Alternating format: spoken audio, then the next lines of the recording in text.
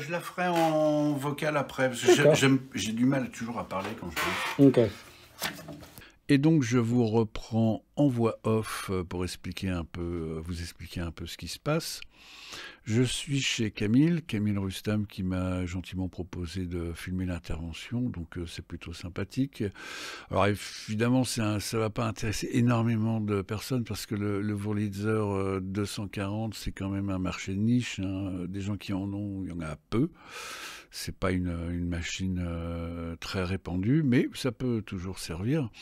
Et puis l'intervention est pas extraordinaire, c'est changer un transfo 110 pour 220, du 220, parce que le transfo d'origine ne propose pas une position 220, 230. À l'époque, si ça avait été fait à l'époque, de toute façon, ça aurait été du 220. Mais donc là, on est obligé de changer de transfo. Alors, ce qui se passe, c'est que Camille a un gros transfo au pied du Wurlitzer pour faire la conversion 230-110. Le problème, c'est que ce gros transfo rayonne énormément. Et donc amène des ronfles dans le studio, etc. Il faut savoir qu'un transfo, ça rayonne toujours, hein. Il y a un champ électromagnétique autour. Enfin, celui-là est particulièrement costaud. Donc, le but de la manœuvre, c'est d'éliminer ce gros transfo au pied du Wurlitzer qui pose plein de problèmes et puis qui est lourd, hein, de toute façon, pour pouvoir le brancher en 220 directement. Alors les précautions à prendre, alors c'est un transfo qui a été acheté en Hollande, si ma mémoire est bonne. Je vous mettrai l'adresse de la boîte qui vend ça. Donc ce sont des transfos qui sont faits exprès pour les Wurlitzer 240, donc c'est plutôt une bonne chose. Le schéma de câblage est fourni, tout est fourni, mais évidemment la précaution à prendre, c'est de mesurer l'ancien transfo, les sorties de l'ancien transfo, voir le code couleur des câbles, et puis de vérifier si tout correspond bien avec le nouveau transfo. Moi, je fais jamais confiance au doc ou au schéma qu'on me donne. Je préfère, quand je peux, vérifier in situ les tensions pour être sûr de ne pas faire de bêtises. Il s'agit de ne pas cramer le Wurlitzer quand même, ce serait dommage. Donc, on change le transfo, et puis évidemment, la précaution à prendre, c'est un peu pareil que pour le gros transfo au pied du Wurlitzer, c'est qu'il faut vérifier si le nouveau transfo rayonne pas. Il n'est pas blindé, le nouveau transfo, donc il faut regarder de quelle manière on va l'orienter, parce que les transfos ont un sens, le champ magnétique des transfos a un sens, et suivant la manière dont on oriente le transfo, on va éliminer complètement, quand on a de la chance, ou tout au moins fortement atténuer le rayonnement électromagnétique du transfo. Donc avant de faire quoi que ce soit, on vérifie tout ça. Et puis une fois qu'on a vérifié le câblage, etc., comme le nouveau transfo n'a pas le même empattement que l'ancien transfo, avant de percer la plaque métallique, il faut vérifier si on n'a pas de ronfle, de bruit particulier, quoi. Voilà, donc on attaque ça. Alors attends, le truc il est comme ça. Là on a le 0 volt. Le 0 volt d'origine, c'est un jaune et rouge. Après, on a deux rouges. Et c'est du 30 volts. Et on a un bleu. C'est du 100. Là, j'ai mesuré 126 volts. C'est bien ce que j'ai mesuré. Ouais. Voilà, donc là... Je vais mettre comme ça. Donc là, on mesure bien ici 30 volts. Là, on a bien 30 volts. Et là, on a 126,4. Voilà. Donc, on va le changer pour un 220. Voilà. Voilà, là, tu peux un peu couper. Ah bah oui, là... Donc là, on a les arrivées 120. Et là, ici, ça correspond bien. C'est-à-dire que le 0 volt, c'est bien un jaune et un vert. Alors, ils ont mis jaune-vert. Là, c'est jaune-rouge. Après, on a les deux rouges en 30. C'est bien ça. Et on a... là, ils mettent 123. C'est 126. Bon, peu importe. Voilà. Et normalement, si je me rappelle bien, aux États-Unis, parce qu'en France, ouais, c'est le blanc, c'est la phase. Le noir, c'est le neutre. Et on a la Terre, ici. Voilà. Bon, on va le changer. Bien. On va le mettre à la place. Alors, donc ça, c'est démonté. On va voir si le nouveau transfo va dans les trous. Ce serait bien qu'il aille. Ah non, il ira pas, non. Oui, c'est ça. Alors, attends. Si on le met comme ça... Oh non, on en est loin. Bon, on va jouer de la perceuse. Hein. Là, on n'a pas le choix. Et si tu le mets... Alors, si je le mets comme ça... genre un trou là et l'autre là-bas? Non, ça va pas. C'est carrément beaucoup plus long. Puis là, on n'a même pas y arrivé. Donc, un trou ici. Alors, il faut le mettre le plus loin du circuit. Hein. Moi, je suis même d'avis de le mettre là, tu vois. Parce que comme il n'a pas de blindage... Et oui. D'ailleurs, je serais d'avis qu'on fasse un test. Qu'on fasse un test sans le positionner.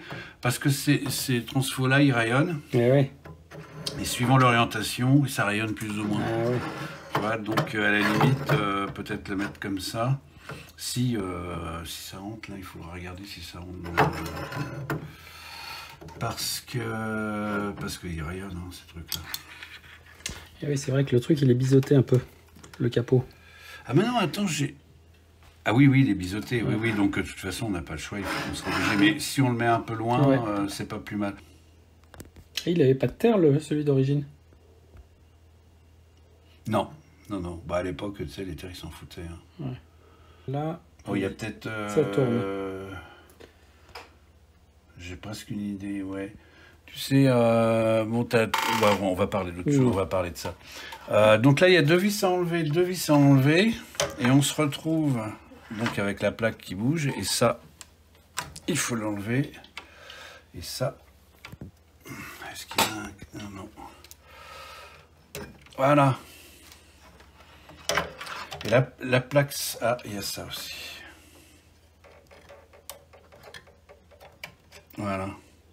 C'est une espèce de prise RCA. RCA, ouais. Voilà, et là, on est bon. Alors, qu'est-ce que c'est que cette prise RCA? Ça doit être les micros. Piano input, ouais, c'est ça, ouais. Elle est propre, leur circuit, là, ce nouveau circuit.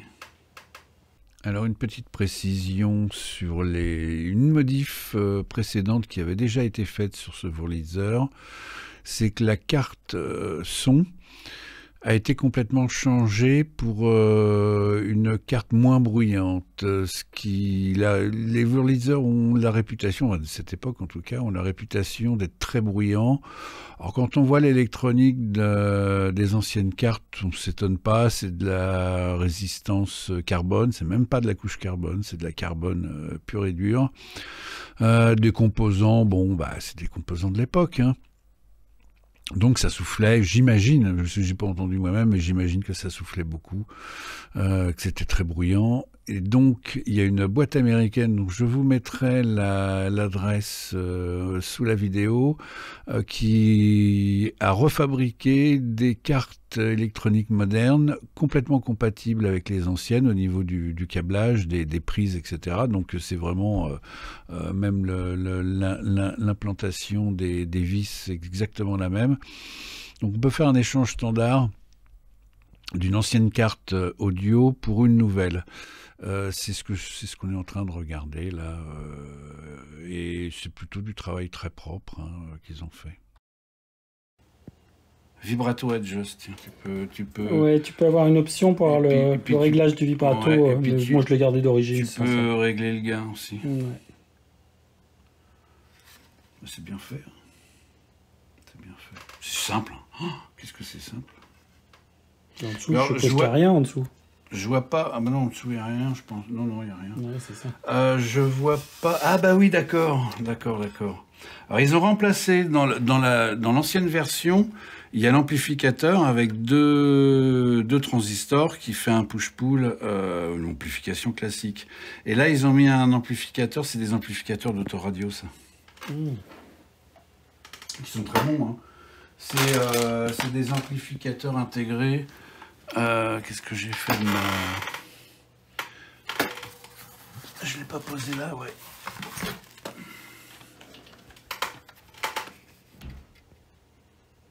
Ouais, LM 1875, c'est des amplificateurs qu'on utilise dans les autoradios, dans n'importe quelle petite chaîne hi-fi, des trucs comme ça.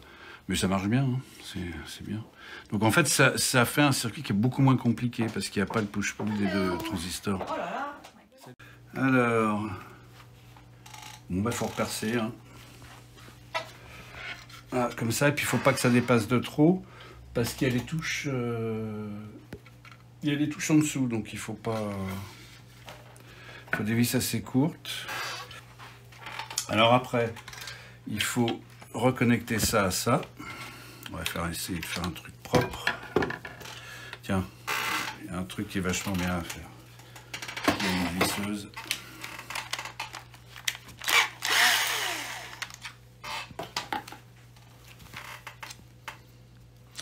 On met les fils dans la visseuse. Quand on veut faire un... Alors je vais les tenir là pour pas arracher de l'autre côté.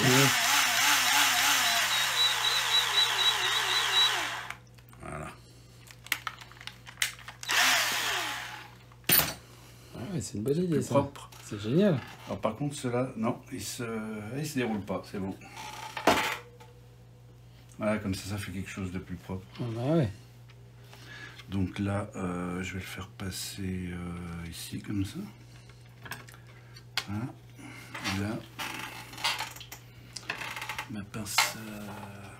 D'ailleurs, tiens, attends. Je suis en train de voir, là. Il est blessé, le fil, regarde, là. Oh, regarde ça. Oula. Regarde. Ah ouais. Il a reçu, lui, hein. Ah bah oui. Il devait être coincé quelque part, là, derrière. Oh la vache.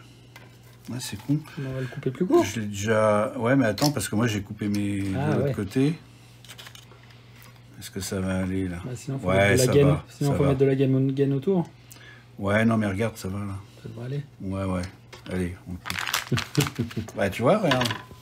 Marrant, hein? Ouais. Ou alors, c'est parce que le... comment la gaine, c'est un peu desséchée, elle est un peu dure, cassante. Ouais. Et en le manipulant... Hop. Alors, on va mettre aussi un petit...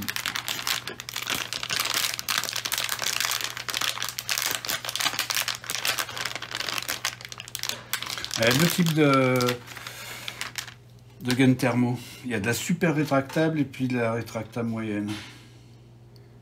Oui. Alors c'est marqué, quand on l'achète, c'est marqué. Il donne le taux de rétractabilité. Ah oui.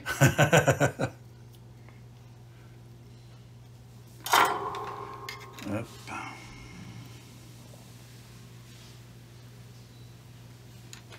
Bon, bah, quand on fait une soudure, hein, toujours bien étamé. Et normalement, ça va tout seul. Alors là, j'ai mis sur les deux, ouais, c'est bon. Voilà. Oh, la mécanique de ces trucs-là, c'est dingue. Hein. Ouais.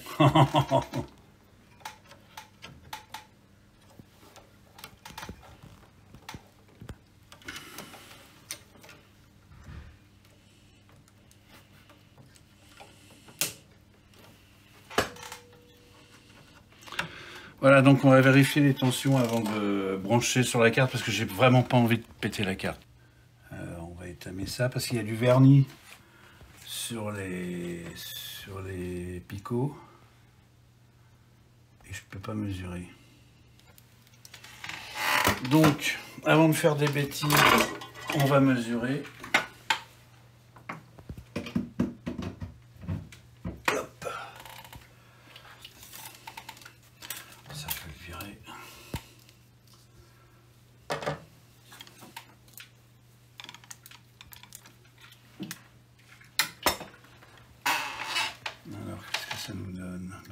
avoir 30 volts ici.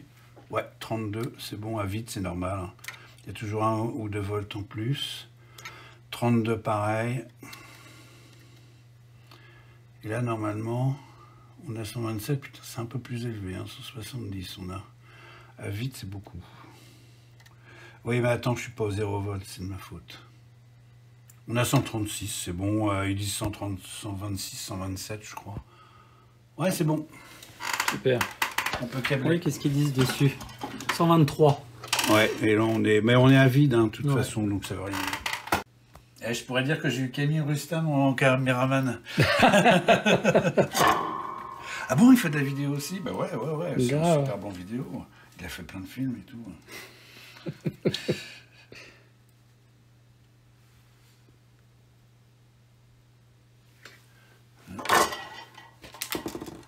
C'est un peu trop long.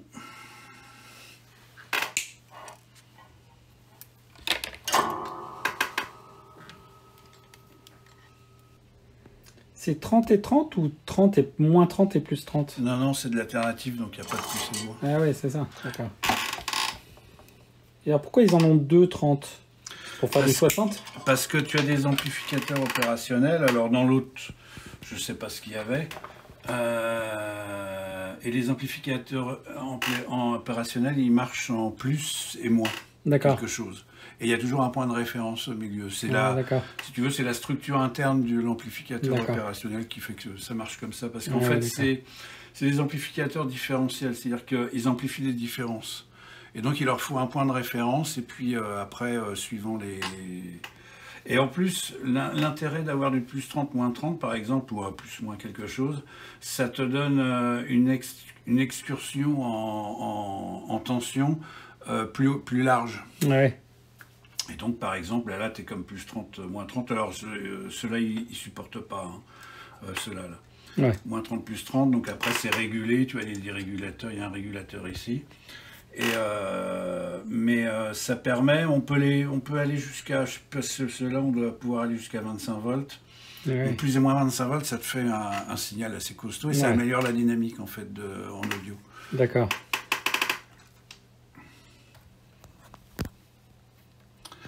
Alors en théorie, mais là je peux pas le faire parce que c'est tout petit. En théorie maintenant, on a obligation de sertir des plots dessus qui sont faits exprès avant de la mettre sur un truc à vis. Ah oui. Sauf que là c'est tellement petit que c'est pas la peine. Les plots qu'ils font ne rentreraient pas. C'est surtout en électricité, nous inventent des nouvelles normes tous les 5 ans à peu près. Alors tous les 5 ans, il faut tout changer, il faut changer ses habitudes, il faut tout changer. Donc ça a foutu, tu vois, ça doit être un mec qui s'emmerde quelque part dans un ministère. Et qui dit, bah tiens, on va changer les normes, on va les emmerder un peu. Je trouve qu'ils s'endorment un peu, tu vois, la population, là. On va leur changer toutes les normes, ça va les réveiller.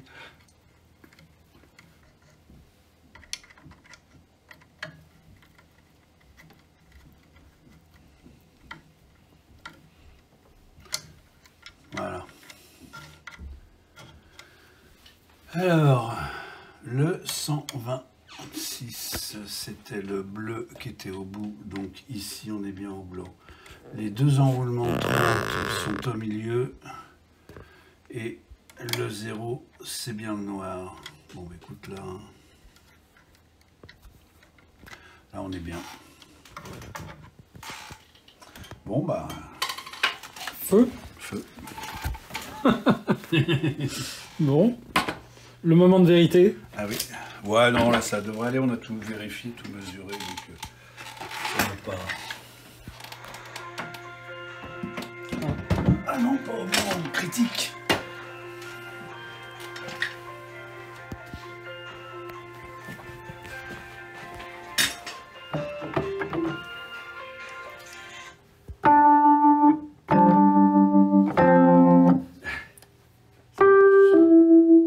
Ça marche. Le mec qui m'appelle à numéro... Il se fout pas de la gueule du monde. Un numéro privé, c'est... Numéro privé, ah ouais. Bon, bah ça marche impeccable, hein. Ah, écoute, ouais. Là, c'est fait. Maintenant, on n'a plus qu'à le refermer. Alors donc, on a donc changé le néon, parce que l'autre, il marchait en 110. En fait, c'est pas qu'il marchait en 110. Enfin, c'était la résistance surtout. Parce qu'il y avait une résistance qui n'était pas adaptée au 220, au changement au 220. Donc en fait, moi, comme j'en avais préparé un, avec les bonnes résistances, et moi j'ai mis 2 résistances en parallèle pour pas que ça chauffe. D'accord. Donc effectivement, d'ailleurs, les 2 résistances en parallèle, ça donnait une valeur qui est le double de ce qu'ils avaient mis eux. Ouais. Donc voilà, donc ça c'est fait. Bah écoute, Feu une deuxième fois, ouais. En espérant pas perdre le module sur Mars. Avec les Américains, on sait jamais. Ah ouais, c'est ça. Ça marche. Alors tu vois, Bon, c'est à peu près c'est à peu près ce qu'il y avait. Hein, oui, c'est à peu près ce qu'il y avait à la base. Hein. De toute façon, on n'aura pas mieux avec un néon. Après, il faut passer à la LED. Exactement. Et là, ça chauffera pas. En plus, j'ai mis deux résistances en parallèle pour qu'elle chauffe moins. Bon, bah écoute, je vais mettre un petit collier ici, Colson. On a du son, je suppose. Oui. Ouais, super. Qu'est-ce que ça sonne bien, ce truc. J'adore. Puis là, t'as le vibrato, là. Et là, le...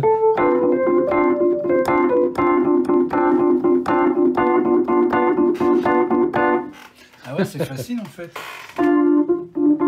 Non. Voilà. Là, c'est quoi, là? Par exemple. Et voilà, tu fais du super trempe. Attends, c'est pas ça, après, l'autre note. Moi, je faisais ça, quoi. Ah, ouais. Ah oui, d'accord. D'accord, ouais.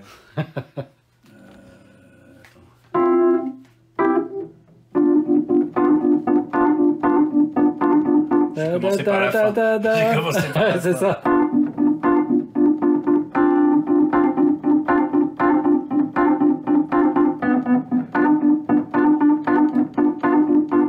Le rythme. Et voilà. On va vérifier si ça marche.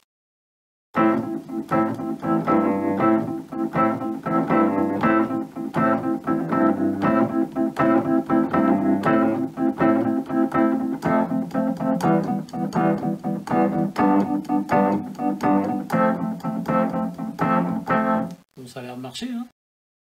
Bon esprit. Merci Philippe. Eh ben écoute Camille, c'est moi qui te remercie pour le super accueil, vachement sympa. Un petit mot quand même sur le Wurlitzer, les Wurlitzer, hein, des modèles du 200 jusqu'à je sais plus combien, ils ont été 217 ou je sais plus. C'était à la base le modèle là qui a donc le 214, c'est un modèle d'apprentissage. Pour les écoles ça a été fait pour les écoles de musique, d'ailleurs, comme vous pouvez le voir là, sur l'illustration. Et il y a une prise derrière, multibranche, qui permettait de brancher un espèce de panneau au-dessus du piano électrique. Qui s'allumait quand on appuyait sur les touches. Donc chaque touche s'allumait et ça permettait aux élèves de suivre le professeur, sur quelle touche il appuyait, etc. C'est assez marrant comme système, complètement analogique, hein, il y a aucune chose numérique là-dedans. Et puis pour l'anecdote, quand je suis rentré à la maison, j'ai démarré mon simulateur de Wurlitzer. Alors j'ai la V-Collection Arturia et donc je me suis dit, puisque j'ai le son du vrai dans les oreilles, on va voir ce qu'Arturia a fait.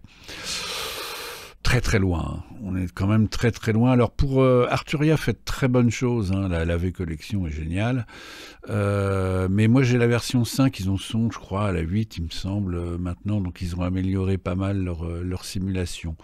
La version que j'ai et la simulation du Wurlitzer, c'est très approximatif. Franchement, je préfère l'original. Alors, je ne sais pas ce que vaut leur simulation actuelle. Moi, déjà, ma version date. Hein, et puis Arturia fait de très bonnes choses. Hein. C'est pas pour critiquer Arturia, ils font vraiment des trucs excellents.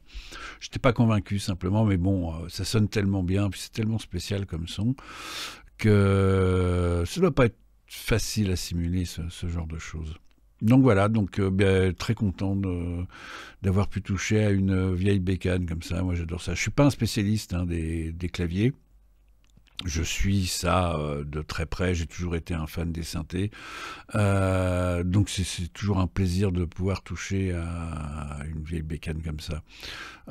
Mais je précise encore une fois, je ne suis pas spécialiste des claviers, surtout des pianos électriques. C'est quand même assez particulier, hein, les pianos électriques. Mais bon, l'électronique étant simple, il y a aucun problème. Au niveau électronique, il n'y a aucun problème. Je me garderais bien de toucher à tout ce qui est mécanique, le système de touche, etc. C'est une affaire de spécialiste. Allez, à bientôt et pour de nouvelles aventures. Bye bye.